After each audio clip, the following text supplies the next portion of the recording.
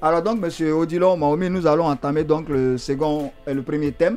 C'est le thème du nouveau calendrier scolaire qui a été décliné par le MEPUA, c'est-à-dire le ministère de l'enseignement préuniversitaire et de l'alphabétisation. On a vu un nouveau locataire, on a vu, comment on appelle ça, de nouvelles décisions. Et parmi ces nouvelles décisions, c'est un nouveau calendrier qu'on nous fournit. Qu'est-ce qui justifie ce nouveau calendrier, monsieur Odilon Mahomi? J'ai bien prononcé Mahomi. Oui, mais Valérie, depuis un bon moment, tu deviens un très bon élève et félicitations à toi.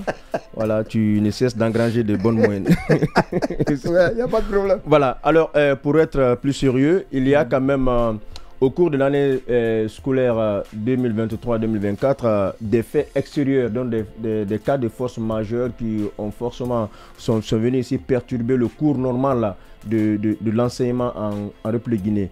Eh bien, cela s'explique par l'explosion du dépôt d'hydrocarbures à Kaloum, courant mois de décembre, lequel fait à anticiper l'envoi de l'école guinéenne des apprenants, tous cycles confondus, en congé parce qu'il n'y avait pas de carburant pour les conducteurs. La ville n'était pas sûre et puis le carburant manquait, ce qui rendait les déplacements. Voilà. Et pour éviter également des remous sociaux, le gouvernement en toute intelligibilité a bien voulu demander aux élèves, aux étudiants et aux encadrants et enseignants de rester à la maison. Alors, ce congé a été donné aux enfants. Une première date avait été indiquée pour la reprise des cours. Oui, effectivement. Ce qui n'a pas été également... C'est-à-dire c'était le lendemain déjà de l'explosion du dépôt de carburant. Voilà. Le congé avait été décrété. Effectivement. Oui. Donc, une première date avait été donnée pour l'ouverture des classes qui n'avait pas été respectée au regard également des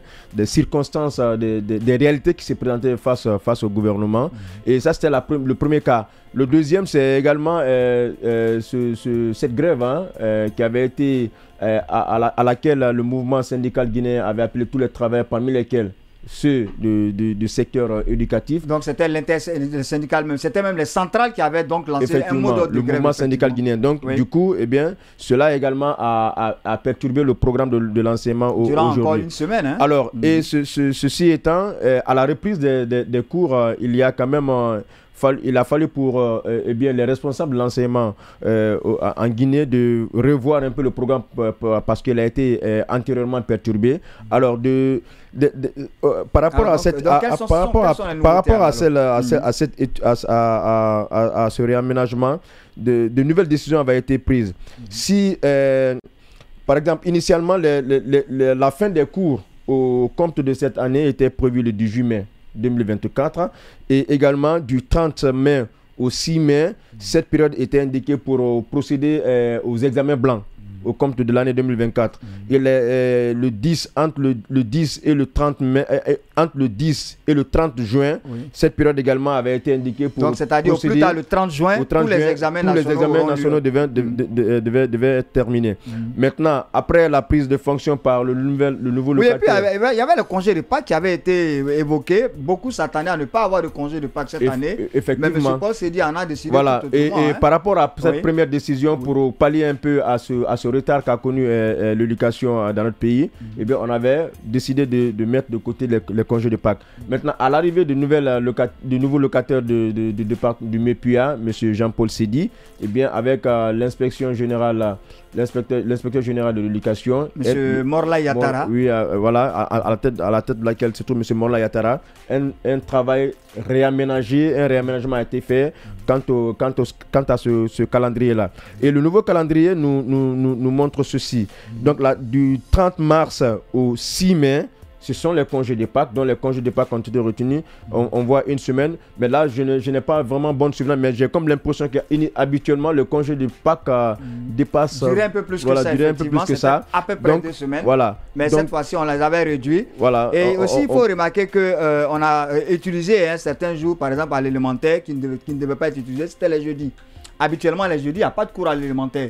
Par exemple, dans le cas des rattrapages, les jeudis avaient été intégrés comme jour de cours. Effectivement, il y a un calendrier de rattrapage qui a été fait à la fois pour l'élémentaire, le préscolaire et puis le secondaire. Secondaire. Par exemple, le secondaire, le samedi, parfois, a été utilisé dans certaines écoles. Et puis, des cours avaient été donnés pendant les après-midi pour pouvoir résorber le retard qui avait été créé au regard des 2 événements malheureux que nous avions connus. Voilà, alors pour continuer avec ce programme réaménagé, eh bien, le 28 mai, c'est l'arrêt. Contrairement au premier programme qui a été fait, qui fixait donc, la date le 28 mai, on arrête tous les cours. Voilà, le 28 mai, c'est l'arrêt de tous les cours sur toutes les années du territoire. Ça, c'est pour l'ensemble des cycles, que ce soit le préscolaire, l'élémentaire ou le secondaire. Et du 30 mai au 6 juin, ce sont les examens blancs et les compositions de fin d'année. Donc voilà la nouvelle vision que présente aujourd'hui le MEPUA, à la tête duquel M. Jean-Paul Seydi, quant aux nouvelles dispositions prises pour rattraper, pour procéder au rattrapage, mais également la date à travers laquelle prendront fin les cours en Guinée. Maintenant, la grosse question que je me pose, parce que lorsqu'on voit un peu les congés, hein, ce congé anticipé de Noël,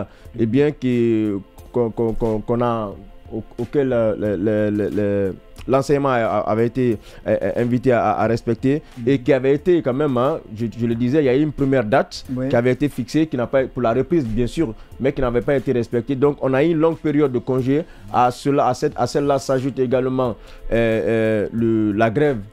Qui a pris une semaine aussi. La grève qui a pris une semaine. Mais après, on avait prévu l'arrêt des cours en mai, le 18 mai. Donc on a juste 10 jours là-dessus. Mais la question que je me pose maintenant, est-ce que les 10 jours là vont suffire, hein, pour combler tous ces retards qu'on a connus? Bon, là, on saura apprécier à la fin de l'année pour savoir. Parce qu'une chose une chose est de dire, bon, il y a un programme quand même qui est donné. Il y a un programme qui est préétabli, qu'il faut respecter pour chaque matière. Et bien ce programme court toute l'année, mais quand il y a des perturbations là, moi j'aurais bien voulu qu'on tienne compte également du temps effectivement perdu et qu'on puisse organiser le rattrapage en fonction de cela. Mais 10 jours de plus seulement, je me demande, est-ce que c'est pour contenter juste les autorités ou est-ce que ces 10 jours permettront vraiment de rattraper les cours perdus? Donc on pourra apprécier cela. Quand même, par exemple, il y a le plan, quand vous regardez le plan par exemple de réaménagement de l'inspection générale de l'éducation. Par exemple, au préscolaire, par exemple, on a dû utiliser les jeudis, par exemple, les jeudis et les samedis, par exemple, pour les enfants. Ça devait les aider à rattraper des jours. Qu'on appelle ça, à l'enseignement préuniversitaire, c'est-à-dire à l'élémentaire, ils ont utilisé, par exemple, les jeudis pour rattraper des jours. Par exemple, le jeudi 18 et le jeudi 20 et 25 janvier avaient été utilisés comme des jours de rattrapage, par exemple, pour pouvoir rattraper les activités. Et en plus, on vient de le dire ici, il y a 10 jours qu'on va décaler la fin des cours de 10 jours. Mais moi, je pense que quand les techniciens prennent ce genre de décision, à l'enseignement, on ne joue pas avec ce genre de décision. Alors, je pense que c'est murement j'avais une petite il y a eu des plans aussi internes dans chaque école pour pouvoir rattraper les autres. Sans avoir la prétention d'opposer les deux derniers chefs. Guillaume Awing, l'équipe de Guillaume Awing et l'équipe de Jean-Paul Seydi. Après, on aurait bien voulu savoir qu'est-ce qui a vraiment amené l'équipe de Seydi à aller du 18 mai au 28 mai. Est-ce que ça veut dire vraiment que la réflexion, le travail initialement qui avait été fait sous Guillaume Awing était un travail fait avec beaucoup plus d'intelligence, avec beaucoup plus de promptitude, en tenant compte de tous les tenants et aboutissants de la chose? Là, c'est encore une autre question que je me pose. Non, en fait, ou bien est-ce que Seydi aussi le fait pour dire que bon, je ne vais pas m'inscrire dans une sorte de conformisme? De conformisme, un peu imposer son autorité. Voilà. Il faut montrer que y a un nouveau patron qui est arrivé. Mais si c'est cela, on dit souvent... Ce n'est qu'une analyse, on n'a pas dit... La question, nous la posons. Mais si c'est cela, je m'adresse maintenant à l'actuel ministre du MEPUA. Si c'est cela, on dit souvent qu'il faut éviter le conformisme aveugle, mais pour ne pas tomber dans l'individualisme injustifié. Injustifié.